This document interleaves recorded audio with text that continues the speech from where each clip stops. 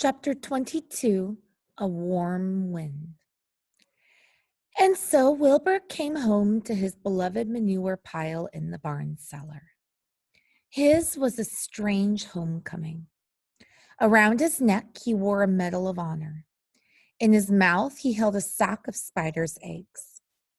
There is no place like home, Wilbur thought, as he placed Charlotte's 514 unborn children carefully in a safe corner. The barn smelled good. His friends, the sheep and the geese, were glad to see him back. The geese gave him a noisy welcome. Congratulations, they cried. Nice work. Mr. Zuckerman took the medal from Wilbur's neck and hung it on a nail over the pig pen, where visitors could examine it. Wilbur himself could look at it whenever he wanted to. In the days that followed, he was very happy. He grew to a great size. He no longer worried about being killed, for he knew that Mr. Zuckerman would keep him as long as he lived.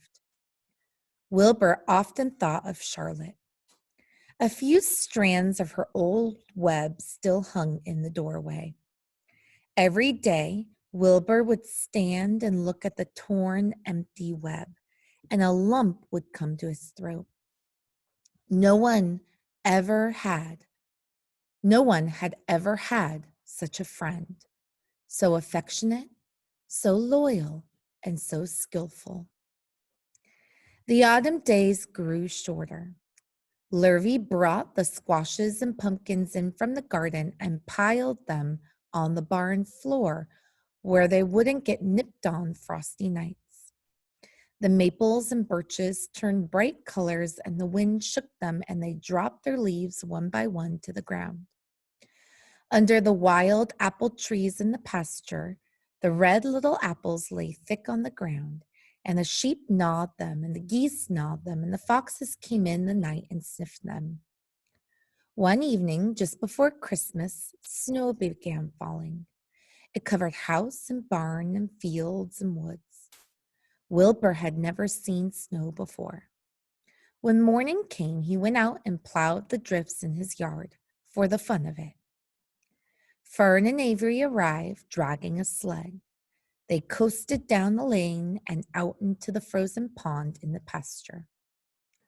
Coasting is the most fun there is, said Avery. The most fun there is, retorted Fern, is when the Ferris wheel stops and Henry and I are at the top car and Henry makes the car swing and we can see everything for miles and miles and miles. Goodness, are you still thinking about that old Ferris wheel? Said Avery in disgust. The fair was weeks and weeks ago. I think about it all the time, said Fern, picking snow from her ear. After Christmas, the thermometer dropped to 10 below zero. Cold settled in on the world. The pasture was bleak and frozen. The cows stayed in the barn all the time now, except on sunny mornings when they went out and stood in the barnyard in the lee of the straw pile. The sheep stayed near the barn, too, for protection. When they were thirsty, they ate snow.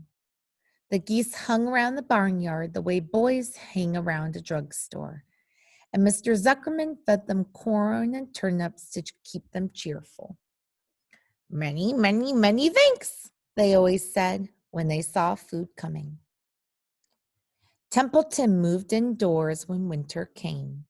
His ratty home under the pig trough was too chilly, so he fixed himself a cozy nest in the barn behind the grain bins. He lined it with bits of dirty newspapers and rags, and whenever he found a trinket or a keepsake, he carried it home and stored it there. He continued to visit Wilbur 3 times a day, exactly at mealtime, and Wilbur kept the promise he had made.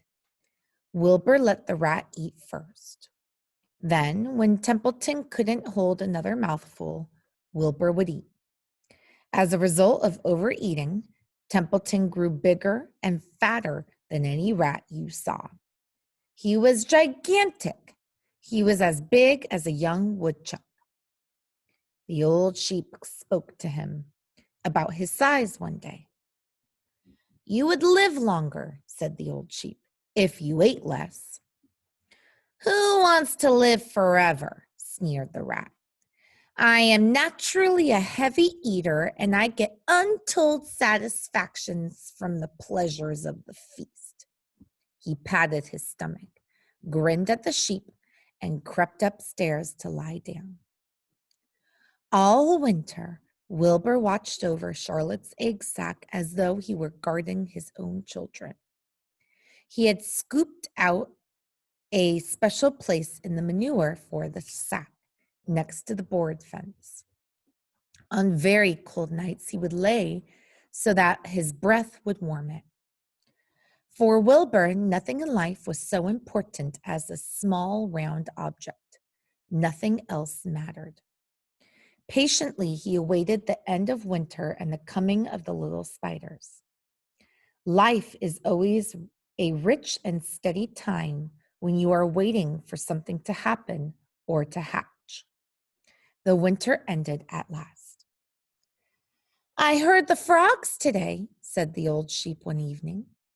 Listen, you can hear them now.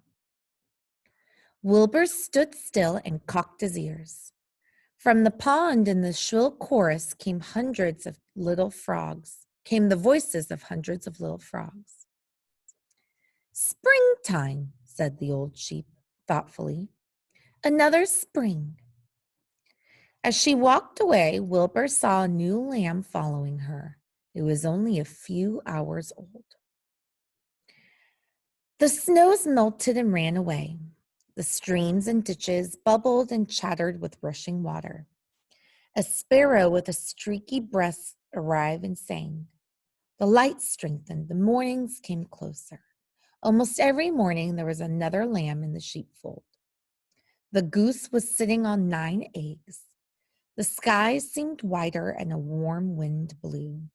The last remaining strands of Charlotte's old web floated away and vanished. One fine sunny morning after breakfast, Wilbur stood watching his precious egg sack. He wasn't thinking of anything much. As he stood there, he saw something move. He stepped closer and stared. A tiny spider crawled from the sack. It was no bigger than a grain of sand, no bigger than the head of a pin.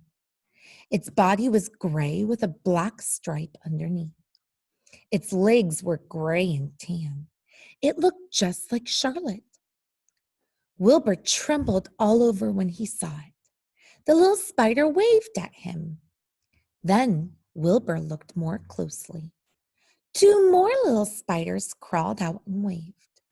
They climbed round and round on the sack, exploring their new world. Then 3 more little spiders, then 8, then 10. Charlotte's children were here at last. Wilbur's heart pounded. He began to squeal. Then he raced in circles, kicking manure into the air. Then he turned a backflip. Then he planted his front feet and came to a stop in front of Charlotte's children. Hello there, he said.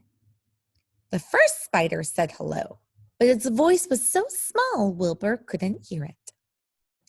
I'm an old friend of your mother's, said Wilbur. I'm glad to see you. Are you all right? Is everything all right? The little spiders waved their forelegs at him. Wilbur could see by the way they acted that they were glad to see him.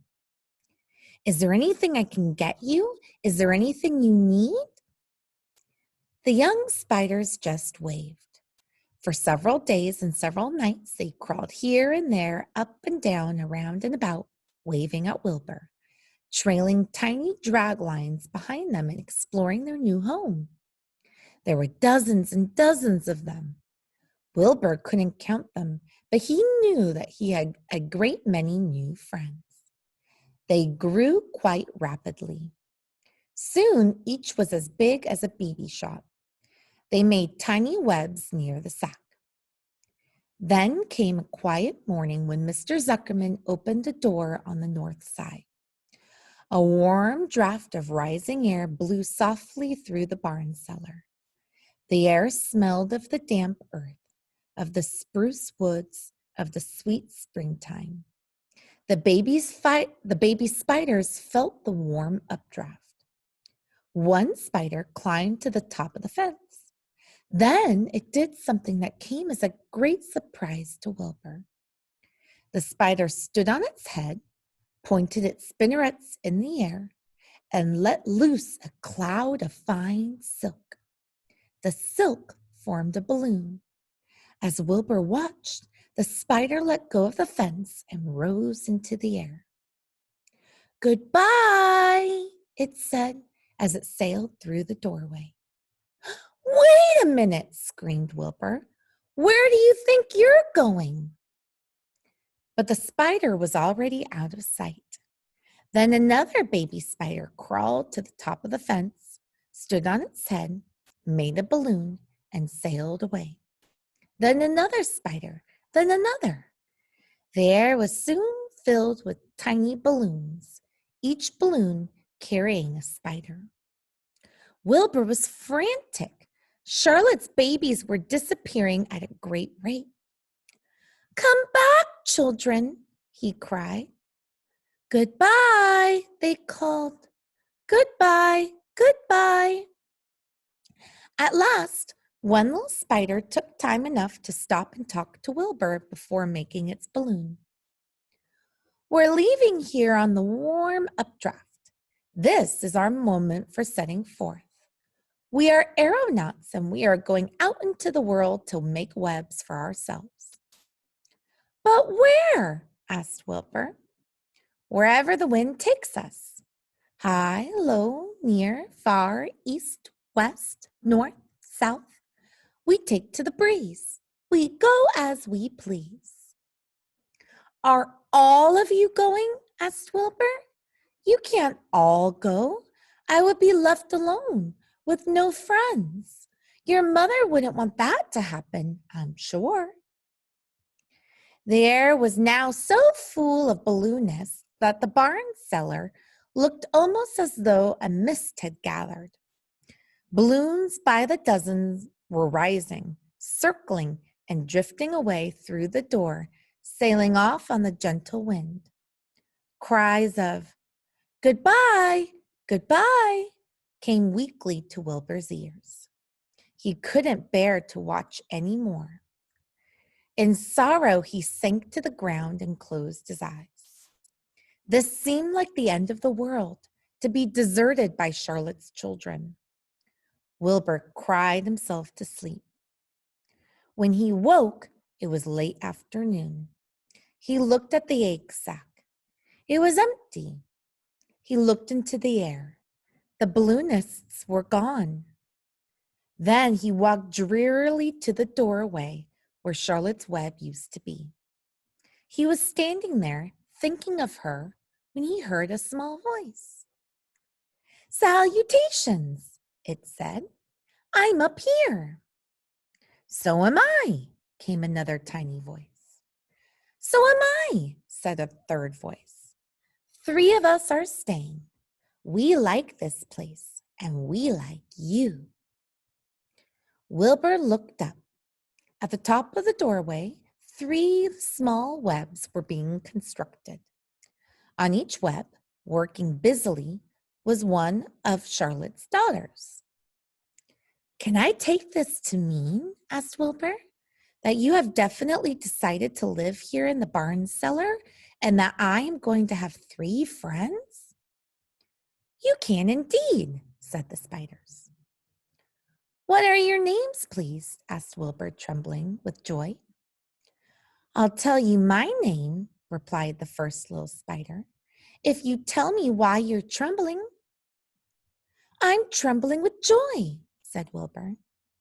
"Then my name is Joy," said the first spider. "What was my mother's middle initial?" asked the second spider. "A," said Wilbur. "Then my name is Urania," said the second spider. or said the spider. How about me? Asked the third spider. Will you just pick out a nice, sensible name for me? Something not too long, not too fancy, and not too dumb? Wilbur thought hard. Nellie, he suggested. Fine, I like that very much, said the third spider. You may call me Nellie. She daintily fastened her orb web next, or her orb line to the next spoke of the web. Wilbur's heart brimmed with happiness. He felt that he should make a short speech on this very important occasion. Joy, Urania, Nellie, he began. Welcome to the barn cellar. You have chosen a hollow doorway from which to string your webs.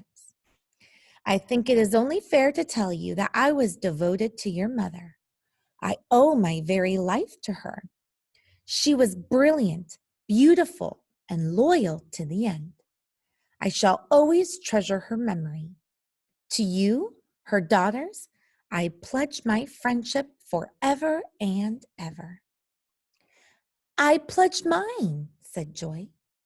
I do too, said Urania. And so do I, said Nellie, who had just managed to catch a small gnat. It was a happy day for Wilbur, and many more happy, tranquil days followed. As time went on and the months and years came and went, he was never without friends. Fern did not come regularly to the barn anymore. She was growing up and was careful to avoid childish things, like sitting on a milk stool near a pig pen. But Charlotte's children and grandchildren and great-grandchildren, year after year, lived in the doorway. Each spring, there were new little spiders hatching out to take the place of the old. Many of them sailed away on their balloons, but always 2 or 3 stayed and set up housekeeping in the doorway. Mr. Zuckerman took fine care of Wilbur all the rest of his days, and the pig was often visited by friends and admirers, for nobody ever forgot the year of his triumph and the miracle of the web.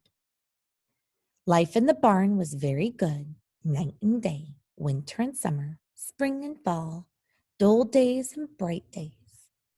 It was the best place to be, thought Wilbur, this warm, delicious cellar with the garrulous geese, the changing seasons, the heat of the sun, the passage of swallows, the nearness of rats, the sameness of sheep, the love of spiders, the smell of manure, and the glory of everything. Wilbur never forgot Charlotte. Although he loved her children and grandchildren dearly, none of the new spiders ever quite took her place in his heart. She was in a class by herself. It is not often that someone comes along who is a true friend and a good writer. Charlotte was both. The end. My second graders, I hope that you love this story as much as I do. It's a really special story about friendship and about not rushing to judgment. You remember in the beginning of the story, Wilbur was not so sure how he felt about Charlotte. He wasn't so sure if he could ever grow to like her. But in the end, Charlotte proved to be a true and loyal friend who was willing to sacrifice and help Wilbur. And in turn, Wilbur was willing to help her too. So again, just a really special story about being a good friend. All right, kiddos. See you later. Bye-bye.